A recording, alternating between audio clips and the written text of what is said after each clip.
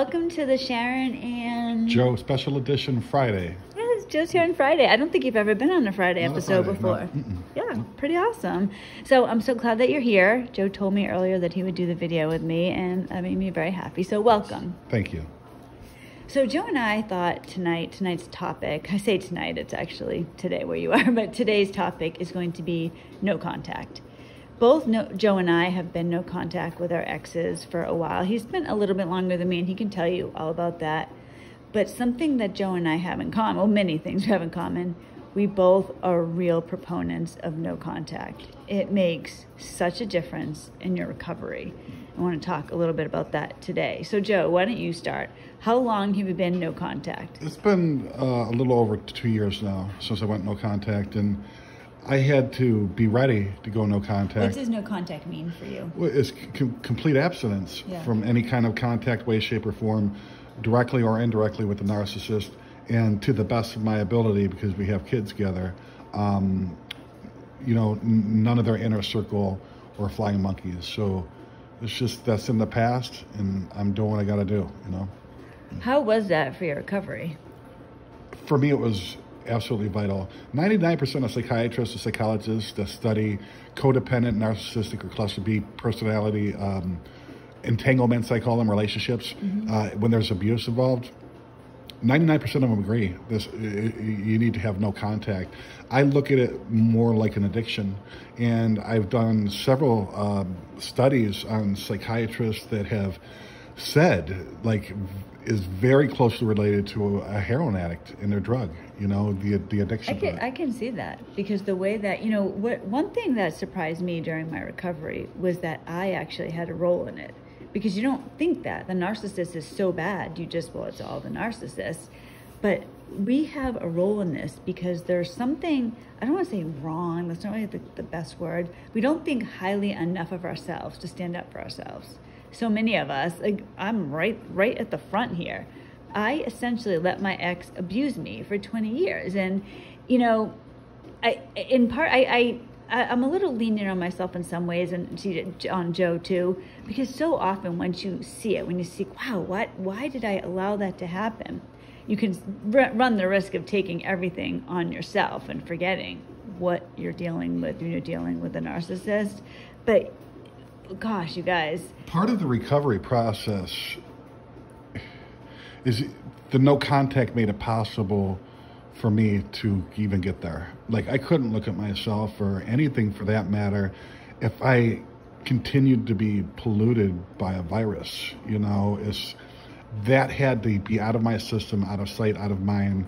I say I'm hypoallergenic to cluster B personality disorders, just like I am with poison ivy. If the wind blows on a leaf, I'm getting it. So it don't matter if the wind blows, if I touch it, or if I jump in a bed.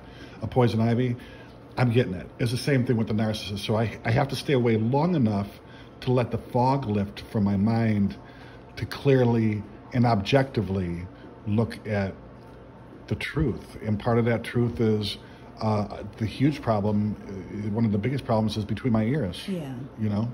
Every once in a while, I'll see something pop up on Instagram, and it'll be a picture of somebody who was basically the Instagram post is about somebody who stopped drinking alcohol for 30 days. So they'll take a picture of the person and say, before they quit drinking, and then afterwards they'll have this fresh-faced, beautiful woman or man, and this is me after 30 days of no drinking. It's like that abstinence, what it could do for you. That's similar when it comes to a narcissist.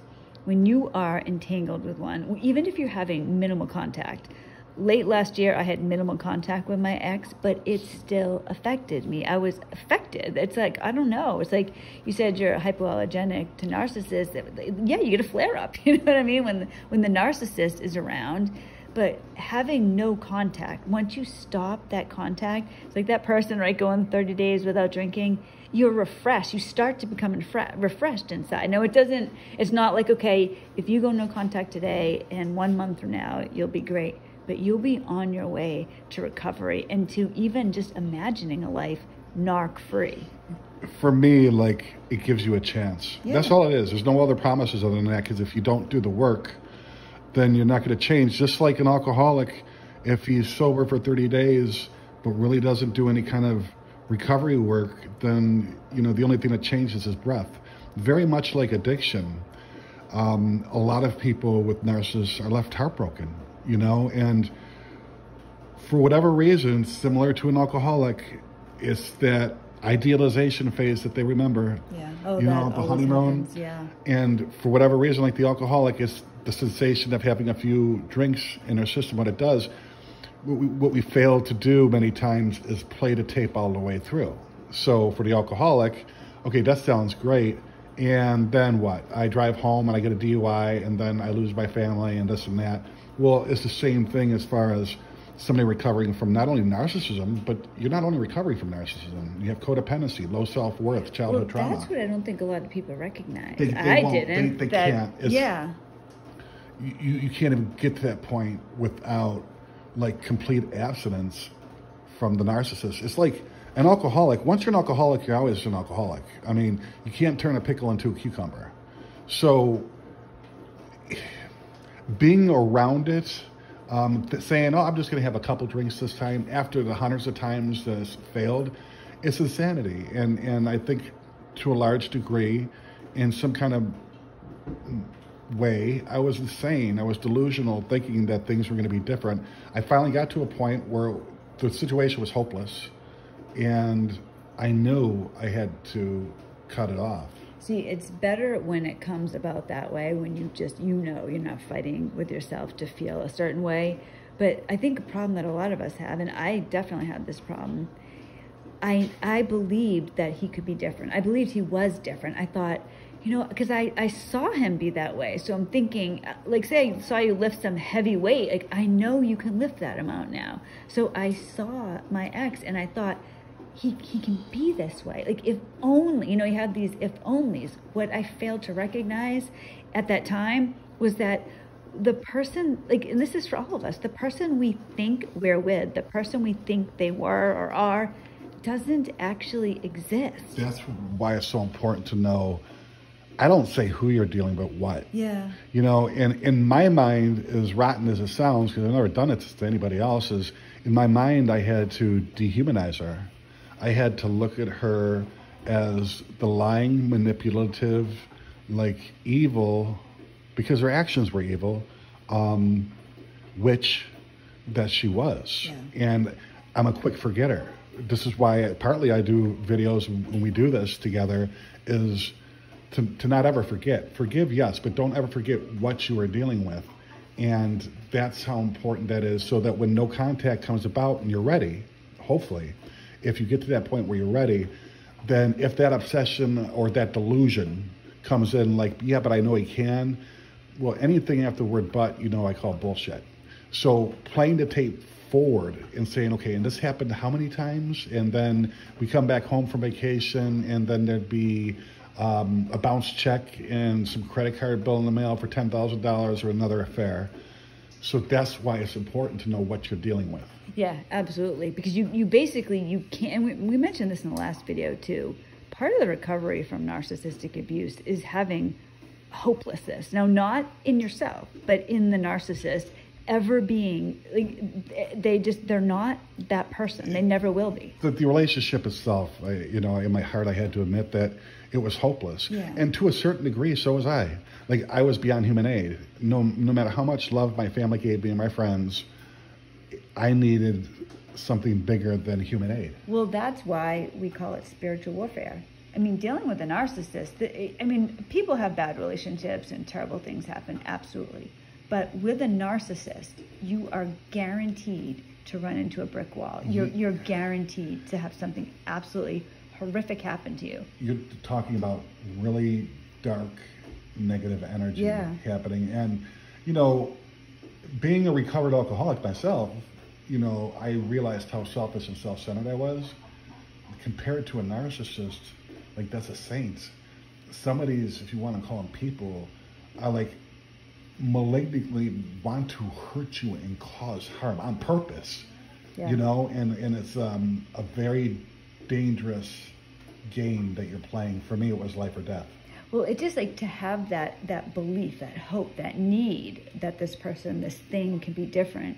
that's going to sabotage you right from the beginning. It will. But it's like so many times it's difficult. I mean, it actually, if you really think about it, if I really mull over in my brain the things that have happened, the things that my ex has said, the things he did or didn't do, it's shocking. And that can sometimes be a detriment to yourself, because the real secret to recovery is putting yourself first, or working on how did you end up this way? I mean, for me, I don't think it could have been any other way. I grew up like this. This is all I knew. My family encouraged me to stay with him.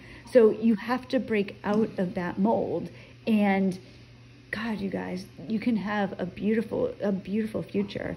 You just have to have really the belief in yourself and the disbelief in the narcissist. Yeah, and it's a process, but you have to be ready to go no contact. There were some things I did, like learn about narcissism, apply it like it was in a laboratory setting, like if I stopped giving supply, and it's just kind of reaffirmed what it was that I was dealing with. I never would have had a shot to recover if I wouldn't have cut them off, because I never would have had the opportunity to look at how screwed up I was. Yeah, because you look at the narcissists and they're so messed up compared to them. You see them like, wow, I'm like saintly, and you know what I mean? Yeah. And it's all because, I mean, comparing yourself. I mean, it's like comparing myself to Bill Gates, right? I'm dirt poor compared to him. It just depends how you look at it. But once you understand what the narcissist is and you start working on yourself, you won't put up with it anymore. Like, you know, I went full no contact with my ex in December. That was the end of anything. And as time has gone by, sometimes it was hard, because at the beginning, some of you may remember, he tried to get me arrested. He had a lot of issues, and it would have been so much easier if he was rational. But of course, none of this would have happened if he was. If I could have been like, hey, you know, so-and-so, can we just talk and deal with this, or do this, or our child needs this? It can never be that way with a narcissist. But when you look at yourself, though, as, well, God, I've done this. I've done this many times. I know I was a good wife. Like, I know this. There's no doubt. But if I look at it that way, like, you know, patting myself on the back, I'll never look at, well, why did I put up with this? Because recently I got angry at my ex, and I was thinking, and this didn't happen until after a few months no contact. How dare he? Who does he think he is that he can treat me this way? So once you start looking at yourself instead of, how can I change him? What can I do? I guess I'll just pretend that nothing's wrong when he gives me a silent treatment. You know, that type of thing. The one thing that no contact did for me was I started to have some dignity about myself again. I felt good about myself, not tolerating it, not trying to have her see eye to eye was something that just she should never admit to or never even be able to see. And that's part of accepting what you're dealing with. Yeah, and then you got to get to a point where it's like, it's not even worth my breath. Yeah. Not only that, but I never thought that I would think about, you know, I'm pretty hard on myself, and I examine myself often and frequently, and I know I've done a lot of crazy crap in the past. But to say to myself, I don't say it to anybody else, like this, if you want to call it, like this woman, she doesn't even belong in the same room as me and deserve to breathe the same air. Like, that's how despicable. Well, you said to me one time, it was a while, I don't know, a month or so ago, and we were talking about, so Joe and I have 4 kids together. 2 are biologically mine, or 2 are biologically his. So one of my biological children, oh, actually both of them, they on their own decided to go no contact with my ex. And I was talking to Joe about this, and he said this so forcefully, but it was like one of those things, you know, if somebody said something to you and you feel it, like, you know, yeah, he's right or she's right. It was with this. You said, good, they need to stay the heck away. That's bad news. It's dangerous. Just like I wouldn't feed my child poison, or, you know, Joe and I like snakes, but I don't have a rattlesnake in the house. You need to stay away from danger. Yeah, and your kids they don't even use the word no contact. They don't know what it is. It's just they don't associate. And, you know, 2 years ago, I would have thought to myself, well, it's still their dad and this. Well, that even makes it worse. Not only that, but if you know what you're dealing with, then, and you truly understand the depths of how sick these people are, then it's a form of self-respect. They're like, I don't give a shit if it's my mom, my dad, my brother, my sister. Nobody treats me that way. Otherwise, the generation that's of garbage are going to transfer onto them, and they're going to be codependents because it's forgive, but nobody taught me, like, you can forgive and just live your life and cut them out. Don't ever level down to anybody. Let them level up to you. Always have your hand out for people that want to level up to you. It's so important for our children to know this. Like I am proud of my children because they're not going to be like me, and they're not going to tolerate crap. Exactly. And you're going to have enough self-love and self-respect where they don't become codependent like we were. And somebody on the outside, like, might say, well, that's still, they have no idea they don't know what it is that at least you and I were dealing with. Now, narcissism is on a spectrum. Yeah. Okay, so give it, just like empathy or anything else, ours were more towards the high end, like psychopathic, sociopathic, malignant, like narcissists that took delight in hurting you. And if they could hurt their kids to get to you because they know that you love them, they'll do it. See, to a narcissist, love is a feeling. Like, oh, I love my kids, I miss them. Love is an action. Yeah. And your actions define who you are. And their actions are evil.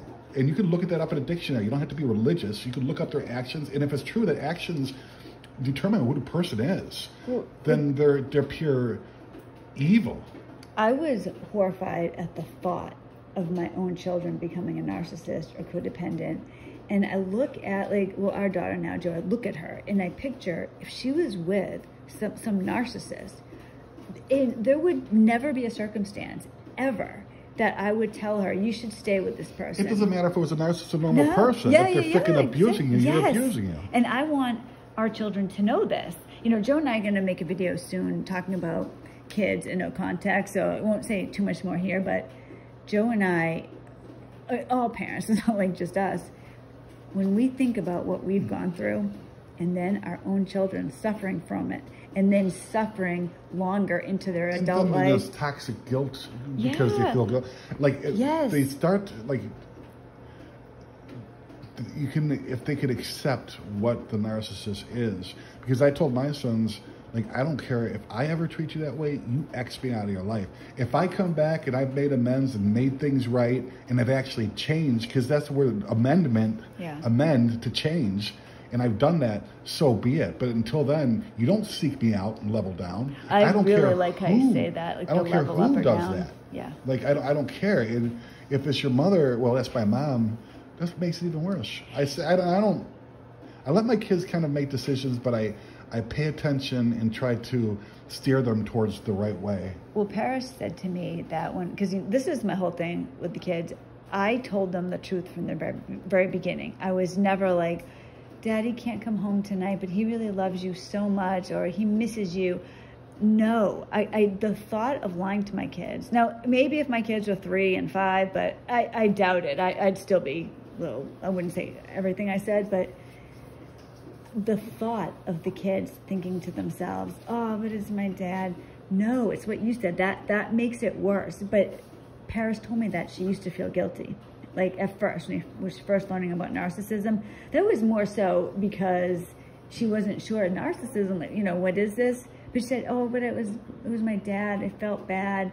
Now, her thought on that, and just on her own, just like learning her own value is, oh, hell no. Yeah, and it's not even studying narcissism the way we did for years and, like, understanding, like, holy crap, there's people out there like this, quote unquote people.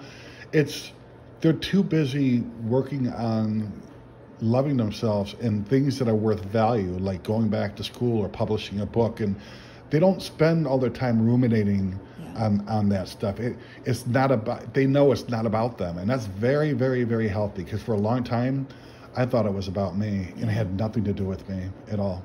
Well, that's part of what you learn in the recovery process. But let me ask you a question, Joe, because this, you know, I'll tell you something about Joe. So he's been no contact for a while. His ex has sent him such horrific texts. He blocked her, but he would get texts for a while. He eventually blocked that. But before he did, he would get, I mean, bad texts, like texts that would freak me out. Well, I don't know that I would have been able to resist responding. Part of the reason why it would freak you out, because you know what she's capable of. Yeah. She's capable of anything. True. Yeah. Like anything. Yeah. So getting those texts and threatening texts were very scary. I reacted inwardly. I never responded to her at all. But how did you do that? I would call somebody up that understood narcissism. Yeah. I call you up. Yeah. I would talk to somebody. Like if I felt like I had to get a hold of her, I wasn't calling her first. Yeah. I would put like some kind of wrench in the spokeswheel or whatever, however you say that, so that I talked to somebody first. Then if afterwards I felt the need that it had to be done and it had to be done right now, I would. But it had never been a time when I spoke to somebody and we looked at it logically and I took a step back that I felt like, yeah, I need to respond to this text. And I would see her desperation and it would just reaffirm like you're doing the right thing. You know, that is like a benefit that we have. When you said that, would reaffirm, like basically implying things you already knew. When you're dealing with a narcissist, you can predict them. When you understand, you know, Joe always says that all of us have a PhD and MPD. And it's kind of funny, but it's true to a large degree. We know a lot more about it than most psychologists do. Yes, I know. And really, I know I've said this several times, that it's important to learn about narcissism when you're dealing with one, but man, it's really working on yourself. Yeah, and the only way that's possible that I know of is, you know, if I was a drug addict and I thought that I could maybe occasionally like smoke crack on a social basis with some people, I mean, that's insane. I have to really understand that. But the only way to get to the true problem, which was my thinking, which was my codependency, my own childhood trauma, was I had to get that huge distraction of a tornado out of my life. I'm good at screwing up things myself. I don't always know what's best for me, let alone when you have an anchor like tied to your waist. I really like that analogy you give about, you know, if you were a drug addict. Yeah, you're right. I couldn't occasionally do some type of drug. Like that doesn't happen. But that doesn't happen and you don't become addicted. So it's like with a narcissist. Back to the addiction cycle. It is so similar to alcoholism and drug. It's so very similar. But the component of, for me, codependency and my old childhood trauma, there was no way in hell I was going to be able to look at that with the narcissist like being in my life in any way, shape, or form. That's the same with me. Joe was no contact before me, and I can remember like when you went no contact, and I knew that was the right thing to do. And you had rough days here and there, but overall you changed completely because of you became stronger. You stood up for yourself. You weren't putting up with anything. Like nobody, the kids, me, nobody. And I didn't have to voice that to her. I didn't have to try to make her understand that I've changed or that I forgive you or because none of that. You know who she really is. My dignity, my self-worth but it's vital, just like I said before, if you take, like, in my opinion, my narcissistic relationship was a manifestation of what was going on internally with me. My own childhood trauma, the codependency, I was reliving it. Yeah. Life's way of trying to get me to change was to bring the most painful thing into my life that would eventually grab my attention, thank God, so that I would. So let me ask you this, just to wrap the video up a little bit. So we've already mentioned that really the starting point is recognizing that what this person really is. Go and taking that time to understand really what's going on with you so that you can be, because who cares about the narcissist? Like, I know we're talking about the narcissist and they've destroyed our lives. I mean, in some ways they're like a giant wrecking ball just coming in and demolishing you. But once you have an understanding of your own value, you wouldn't put up with things. And at the end of this, once you get to a certain point in the recovery, the way you think about the narcissist, you'll be sick just to even think you were ever with them. Yeah, and when you think and that obsession comes, well, maybe I need to contact them, or it's like you immediately retract from that idea, like putting your hand over a flame. It just is not there anymore. When we talk a little bit more, when we do the video about the kids and the relationship with the exes, one thing that's really benefited my children, and I really see this, is to have my ex, for all intents and purposes, deceased, he's not alive anymore. there's nothing pulling the kids back that way. It's like if he really passed away and now our family's moving on. We can leave the past in the past instead of him every once in a while popping in. And well, they'll raise their expectations, and then they'll pull the blanket underneath their feet, you know. So, and in certain situations, I get it, as the court ordered and whatever, because I went through divorce and all that happy horse shit. Some people, they may need to go gray rock. It's just, you have to be rigorously honest with yourself to say, do I absolutely 100% have to? Or is there something inside that still wants to have some kind of connection in some way, shape, or form? Yeah, it's really digging it's self-honesty. Deep. Yeah. There's a whole process to it, but ultimately what we really wanted to say in today's video is that if you can go no contact, it will help you so much in your recovery, and you'll get to the point where you feel like, all right, because so many times you don't know how you're going to move on. Am I ever going to be happy again? Am I ever going to be normal or have friends and whatever? Yes, you will. But it's a process, but getting through the recovery process is going to be the greatest thing you could do for yourself. You can give yourself, the narcissist takes our dignity away. They take, anything positive from us away, but we can get that back. It snaps back, right? Like muscle memory. We have light inside us, and I think on an unconscious or spiritual level, they're envious of that. They don't think it that way. We're able to generate that source of love and from within us, and they're great con artists. And I thought that they had it and I didn't need it them kind of deal. And it's not the case. But just like getting sober, it's a process. There's going to be some withdrawal symptoms involved in it, but there is a way out.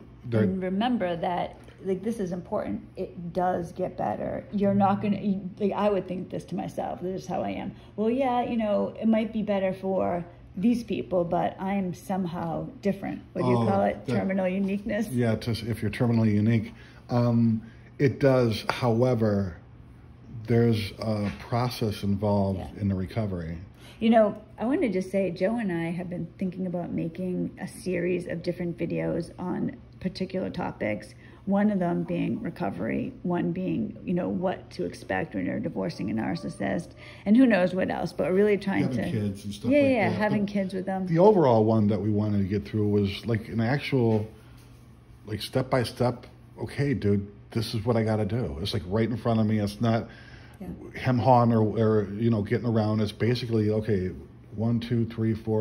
There's a way. It's almost like if you have strep throat or you're going to take these antibiotics, there's a path to recovery. Joe and I both got through it. It's real. Essentially, we did the same type of thing in order to get to the other side. And you guys, being on the other side, God, it's almost like I think the best way to describe it is it's like you see everything in black and white, and now it's in color. Life is alive.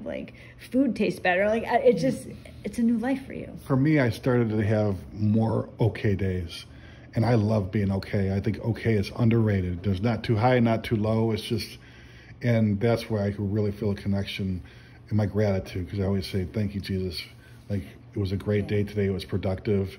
It was okay. And my God, if it didn't get better, nobody would recover from narcissistic abuse. And everybody can. Yeah. Part of the spiritual component is believing that lie, that I'll never get better. It's never going to. What you won't, you got to get off your ass. You can pray for potatoes all you want, but you got to pick up the hoe, you got to pick up the shovel, you got to dig and plant and get your hands dirty. It's a two-way, two-pronged attack between you and God against not only, it's just trauma and evil energy all together. And the other thing too, when you get to the other side, or even when you first start feeling better, you're going to be so happy that you did this. And really, you can get through this. I know, I didn't think I was going to be able to. Neither did Joe. It's hard to argue with us, you guys, because, we both, separately, we were both married for 20 years each. Had kids, had animals. There was a point where Sharon didn't have a job. Fridge broke, stove broke the same day. I got my car stolen from the narcissist. $10,000 wiped out clean from my account. A worst case scenario.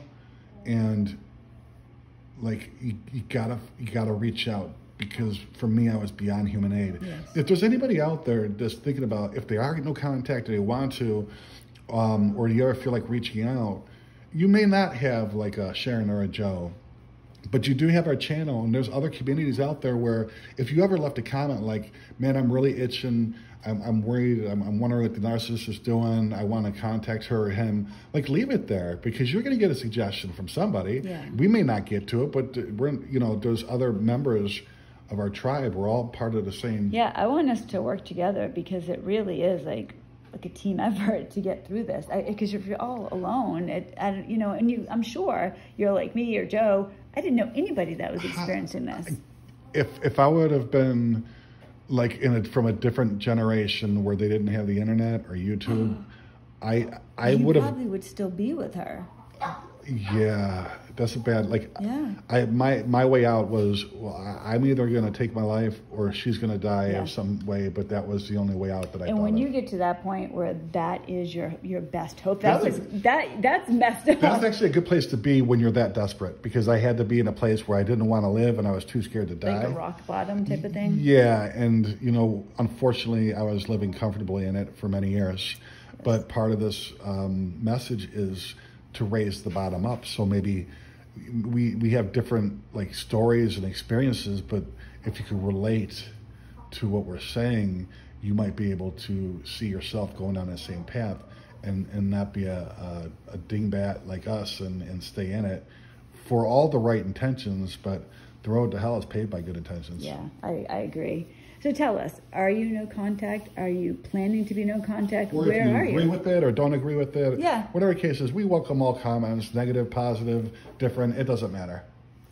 Thank you so much, guys. And Joe, thank you very much for joining us on a Friday. And so we'll see you Monday, too. You got two Joe episodes in a row. Nice. I'm on a roll. All right, guys. Have a great day and a great weekend. And we will see you on Monday. Yep. God bless you guys.